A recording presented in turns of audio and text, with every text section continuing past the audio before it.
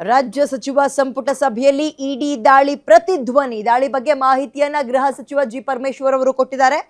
ಇಡಿ ದಾಳಿ ವೇಳೆ ಏನು ಕೂಡ ಸಿಕ್ಕಿಲ್ಲ ಅಂತ ಹೇಳಿದ್ದಾರೆ. ಅಂದ್ರೆ ನಿನ್ನೆ ರೈಡ್ ಮಾಡಿತ್ತಲ್ಲ, ಅದಕ್ಕೆ ಸಂಬಂಧಪಟ್ಟಂತೆ ಒಂದು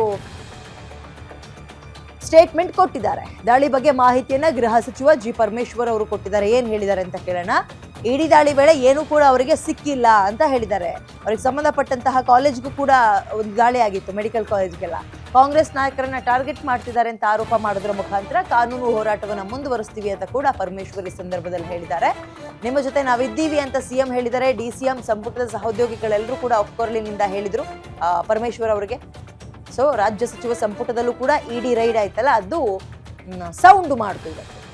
ಬಟ್ ಬಂದ್ರು, ರೈಡ್ ಏನೋ ಮಾಡಿದ್ರು, ಇವೆಲ್ಲವೂ ಕೂಡ ಕುತಂತ್ರದ ಬುದ್ಧಿ ಅಷ್ಟೇ. ಬಟ್ ಏನು ಸಿಕ್ಕಿಲ್ಲ ಬಿಡಿ ಅವರಿಗೆ ಅಂತ ಸ್ಟೇಟ್ಮೆಂಟ್ ಅನ್ನ ಪರಮೇಶ್ವರ್ ಅವರು ಕೊಟ್ಟಿದ್ದಾರೆ. ಗೃಹ ಸಚಿವ ಪರಮೇಶ್ವರ್ ಅವರು ಕಾನೂನು ಹೋರಾಟವನ್ನ ಮುಂದುವರಿಸ್ತೀನಿ ಅಂತ ಕೂಡ ಹೇಳಿದ್ದಾರೆ. ಅಂಡ್ ಇದನ್ನ ಟಾರ್ಗೆಟ್ ಮಾಡ್ತಾ ಇದ್ದಾರೆ, ನಮ್ಮನ್ನ ಕಾಂಗ್ರೆಸ್ ಲೀಡರ್ಸ್ನ ಟಾರ್ಗೆಟ್ ಮಾಡ್ತಾ ಇದ್ದಾರೆ ಅಂತ ಹೇಳೋದ್ರ ಮುಖಾಂತರ ಇದೀಗ ರಾಜ್ಯ ಸಚಿವ ಸಂಪುಟ ಸಭೆಯಲ್ಲಿ ಇಡಿ ದಾಳಿ ಧ್ವನಿ ಎತ್ತಿದೆ.